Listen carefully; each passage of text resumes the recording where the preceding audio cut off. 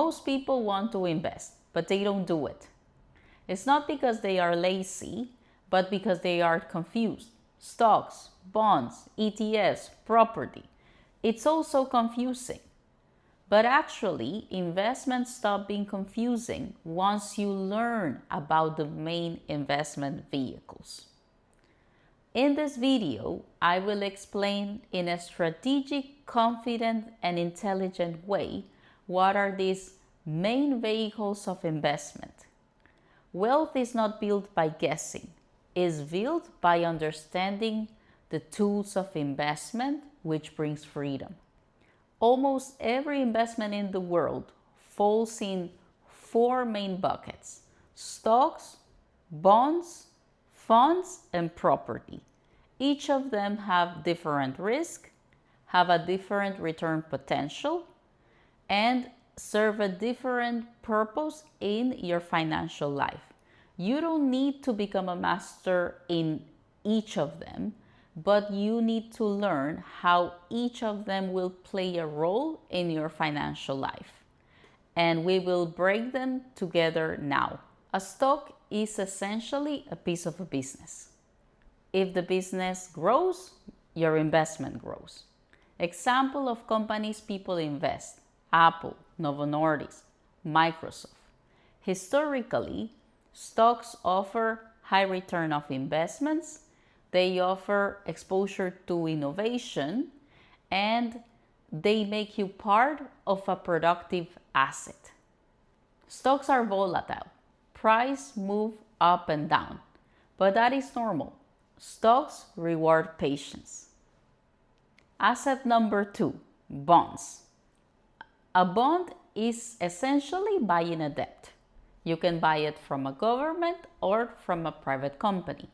Examples of these are the UK gilts or the US Treasury bonds or corporate bonds emitted by a company. Now, different than stocks, bonds are stable. They offer lower rates of return, and they basically make the foundation of stability of your portfolio financially. Real estate is owning property. It gives you the availability to earn a rental and also have appreciation or value increase of your property over time.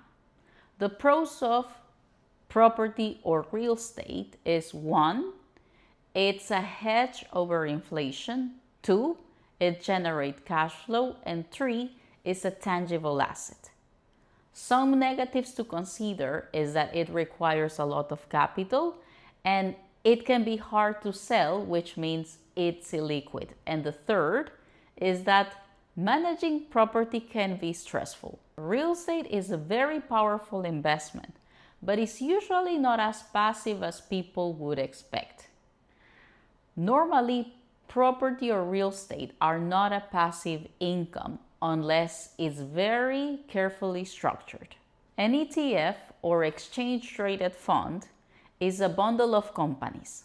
Instead of one company, an ETF has hundreds and sometimes thousands of companies. Let's take as an example an ETF linked to the S&P 500.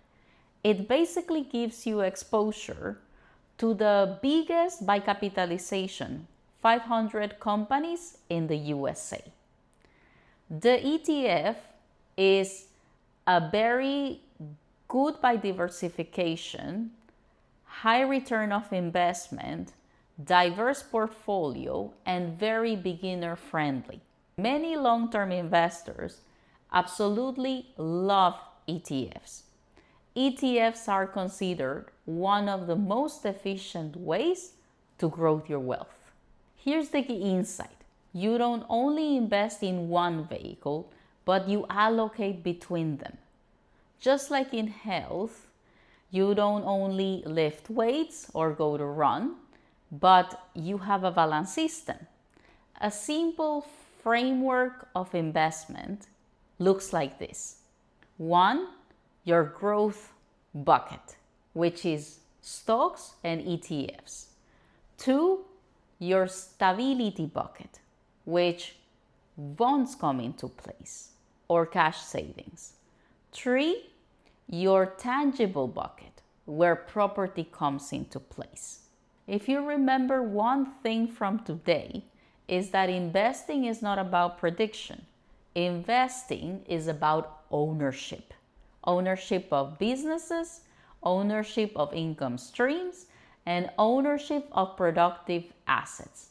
It's not about chasing trends. It's about building a system that compounds over time. Similar to health, in wealth, consistency is the key.